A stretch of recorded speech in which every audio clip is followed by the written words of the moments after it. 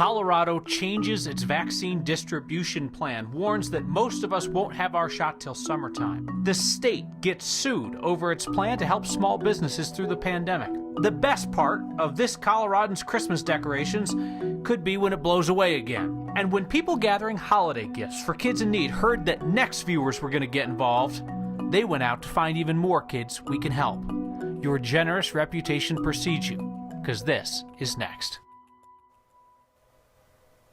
Colorado is moving people in prison, outbreak central, to the back of the line for the vaccine. It's a change that contradicts both public health guidance and the state's own original vaccine plan. After Democratic Governor Jared Polis got pushback from conservatives about vaccinations inside prisons, where Colorado's seen some of its worst outbreaks, prisoners just kind of vanished from the state's plan today. Take a look at the new vaccine schedule. First phase this winter, the highest risk groups. You got healthcare workers in direct contact with COVID patients, staff and residents in long-term care facilities. Then, still in phase 1, that 1B, you got your first responders, staff at hospice centers, dentist offices. Then springtime is the start of phase 2, the people who are at elevated risk. So it's Coloradans older than 65, people with underlying health conditions, and essential workers who interact directly with the public or work in close quarters like meatpacking plants. The state today estimated that the rest of the population, so most of us, won't be vaccinated until the summertime, what they're calling phase 3. Colorado's inmates, as well as other people who live in congregate settings, like people who live in dorms, people who live in shelters, they just kind of disappeared from the presentation of the state's plan today. So our Steve Steger asked.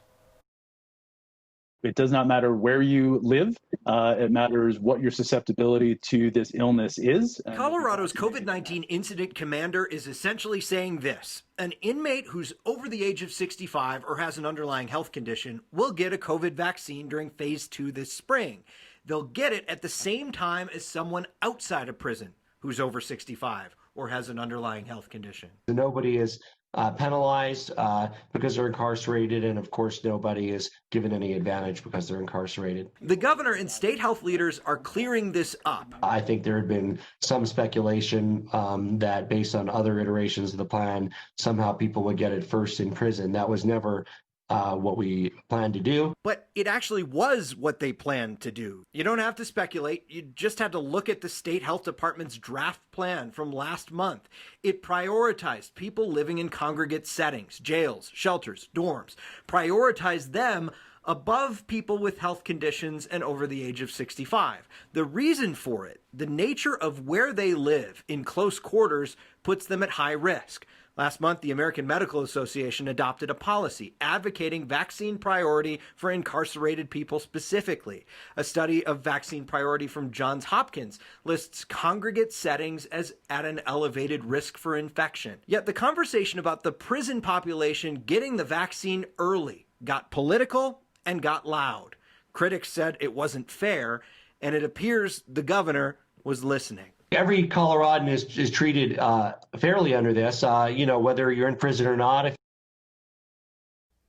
So since the governor first started talking about making this change last Tuesday, the State Department of Corrections says 4 inmates have died after showing symptoms of the virus. One of them 54 years old. A total of 15 died since the beginning of the pandemic. And we're learning of a growing outbreak at a federal prison in Jefferson County. The feds say that 540 of the 900 inmates at FCI Inglewood have COVID right now. The Federal Bureau of Prisons, by the way, will decide how to distribute vaccines to federal facilities. Kyle. And of course, Steve, inmates aren't the only people who are inside correctional facilities. You've got the staff. Then you've got anybody that the staff interacts with on the outside, or the people that the inmates interact with on the outside when they get out. I mean, clearly the state knows that correctional facilities are an issue, because if you look at the small print of their charts today, corrections workers are included in phase 1 for priority of the vaccine, because they know that correctional facilities are an issue. Yeah, and you got to think about it this way, too. In a lot of small towns, the prison may be the #1 employer. So you think about all the people that interact inside that community on a given day and then head out back into the small town community to go get groceries and just do different chores around town. You've got that kind of interface there, which is why a lot of health experts say maybe the priority should go to some of the folks inside these facilities. Yeah, if the idea is to stop the spread. All right, thank you, Steve. Tonight's next question comes from a viewer named Patrick. He's a mail carrier for the United States Postal Service. He wanted to know whether mail carriers do their work in contact with the public will get priority for the vaccine. Postman Patrick, good question. State Health Department tells us that U.S. postal workers are considered to be essential workers. That means that you are in phase 2 of the vaccine distribution plan. So you'll be offered the vaccine in the springtime, most likely, along with groups like grocery store workers and school staff. So the state of Colorado, the governor's getting sued by a small business owner, a white person, getting sued because the state set aside $4 million in COVID relief for minority-owned businesses. The $4 million is part of a $57 million fund for small businesses and arts organizations. Governor approved that on Monday. The owner of Locals Barbershop down in the Springs says that the race-based funding is unconstitutional, wants all of the fund open to everyone. The minority-owned business aid came about because of long-standing obstacles to minority-owned businesses in Colorado. Refresher now from our Anusha Roy. It's Veronica Farrow's family that has played a crucial role during this pandemic. Because I'm Argentinian and I'm a daughter of immigrants, I know the value of savings. She's a co-owner of Segrity, working in the electricity and power plant sphere, and is 51% owner of the company of 7. And they have been slashing away at their budget to save people's jobs. A little disappointed on the value of the request. Farrow is talking about the Senate bill signed by the governor that allocates a couple of different pools of money meant to help small businesses. There is the bigger pot of $37 million for small businesses, $7.5 million on specifically for arts, culture, and entertainment, and $4 million for minority-owned businesses. Business owners can mix and match which funds they tap into depending on their eligibility. I can appreciate the fact that we at least get some. Let's look at the grants available compared to the number of minority-owned businesses, which is anywhere from 130 to 150,000 in Colorado. The state acknowledged this one bill is not going to solve all the problems, but hope it starts to remove barriers, because accessing capital has been a long-standing inequity. For some context, the state shared findings from the Brookings Institute that found large banks approved around 60% of loans sought by white small business owners, 50% of those sought by Hispanic or Latinx small business owners, and just 29% of those sought by Black small business owners.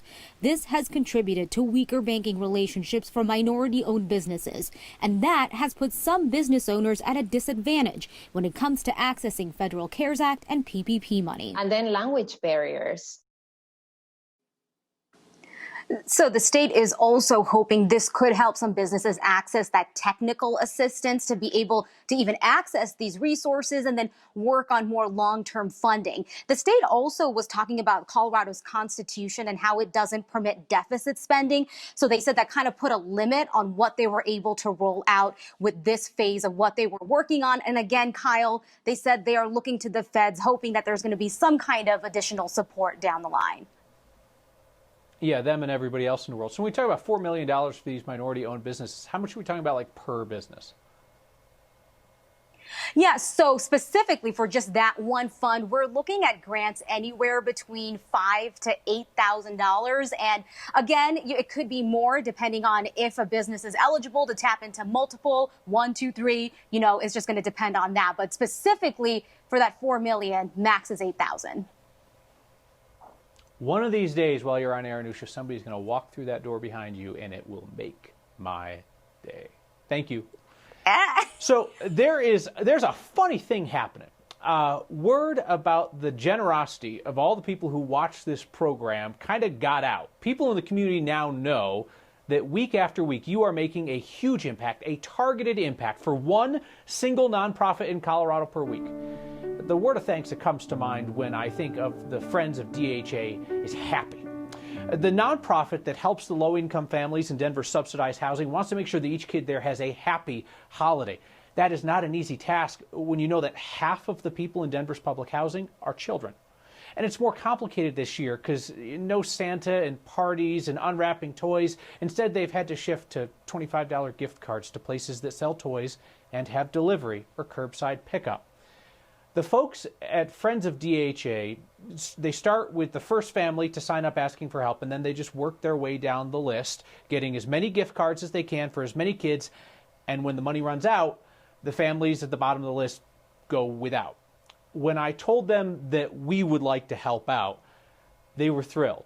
And they were so excited, they said that it meant that they could go back out to the families in public housing and they could really start signing people up, trying to get a holiday gift to as many low-income families as wanted them, knowing that they'd be able to deliver. Nobody's going to be left at the end of the list. That is the power of what you do every week through our Word of Thanks micro-giving campaign. If you text the word thanks to 303-871-1491, I'll send you that link to donate, or you can find it anywhere that you find Next online. As always, every week I'll match the first 50 donations of $5 that come in. I am so confident that together we can get a holiday gift for every single kid in Denver public housing who wants one this year. I'm so confident in this that I talked to them, and anything extra that we raise is going to go towards grocery store gift cards for those families as well. Wouldn't that be a wonderful surprise? I mean, you want to make a direct impact for a family that is struggling this holiday season? We can do it.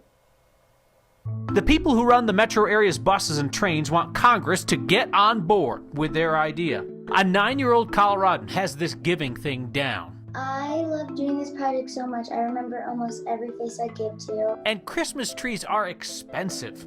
This family's tradition is much more economical. Next.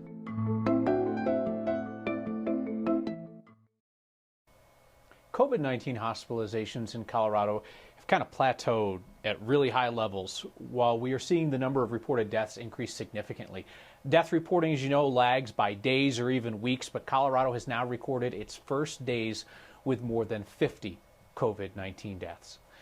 More than 1,500 patients are currently in our hospitals. That is down 60 from yesterday. You see it level off there at the end of the graph. If Thanksgiving gatherings are going to cause an increase in hospitalizations, we have not seen it yet. The state added a little more than 3,000 new cases yesterday, well below the weekly average of 4,200 a day. And a one-day drop in our positivity rate to around 9% pulls the weekly average down to 11.7%. You see it kind of plateauing as well at about double the level where public health experts say that there's widespread transmission. RTD, despite its employees' best efforts, has been a dumpster fire for a while. Add the pandemic with its economic impacts, and that dumpster is now fully engulfed and rolling downhill. Stopping the slide, according to RTD's new leader, will take more federal taxpayer dollars. The ask came from RTD's CEO, Deborah Johnson, as well as other transit agency leaders from across America. They want Congress to kick them some cash. RTD has cut its expenses, furloughs, layoffs, pay cuts. It's already delayed projects. Now they want a federal bailout as interests across the U.S. are all competing for this pandemic aid. Now, I'd be remiss not to acknowledge and thank our federal partners in reference to the CARES Act funding, who has helped us offset some of our financial impacts. But even with the benefit of these COVID dollars, RTD still faces a looming deficit of $140 million in 2021. RTD's cut back service to 60% of pre-pandemic levels as riderships fall into about 40% of what it was.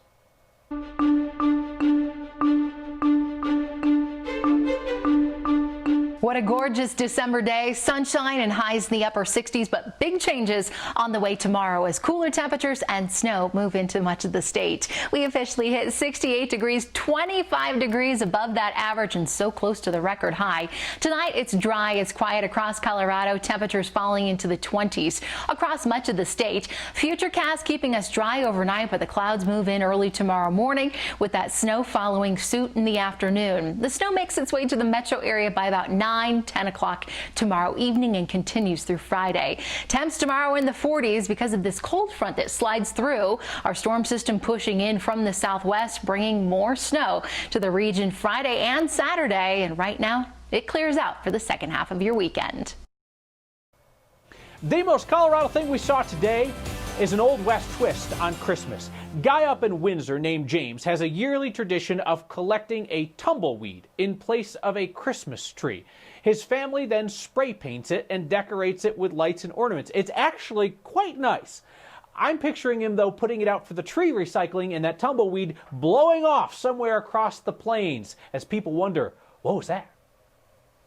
What's our excuse for not helping our neighbors more this year? She doesn't have one. It makes me feel really happy that I'm actually doing something that's actually going to help people, not like just for myself. Simple kindness. The best kind. Next.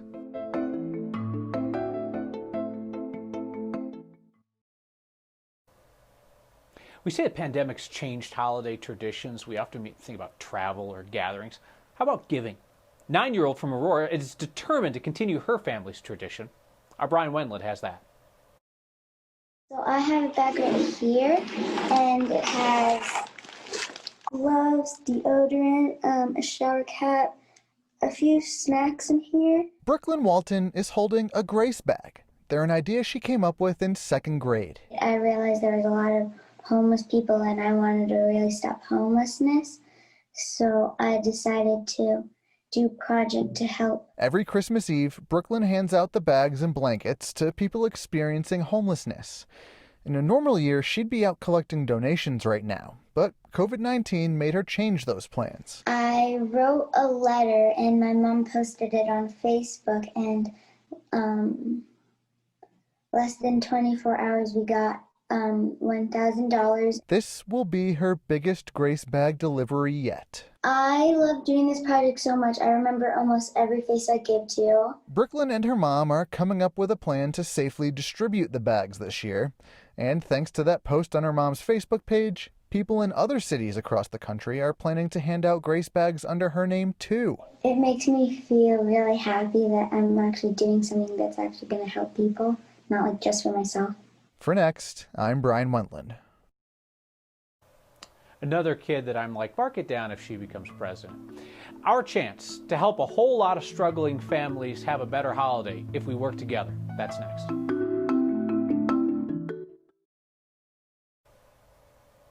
I'll cut right to the chase. The nonprofit that buys holiday gifts for kids in Denver's subsidized housing has more kids on their wait list than they can afford to purchase gift cards for this year. So that's why we're going to help out Friends of DHA through this week's Word of Thanks micro-giving campaign. If you text the word thanks to 303-871-1491, I'll send you that link if you can join me in contributing a bit. When the folks in this nonprofit heard that we were going to help out with this, knowing what you pull off every week, they said that they were going to go out and sign up even more of their families, knowing that we would come through, that we would not leave any kid hanging, wondering if they're going to get a Christmas gift. If you come up with extra, it's going to go towards grocery store gift cards for those families. It's a quick turnaround for Christmas, but we can do it. And as always, thank you. Peggy and Kathy asked about vaccine timing for teachers. I mentioned it, but it was really fast. You're in phase 2. That's springtime. Jeff asked about kids. Jeff, those vaccine trials for kids are just getting started, so they're going to be months down the line. Our friend Ben said, would love to hear the communications track of your producer, expletives and all. Austin never swears. See you next time.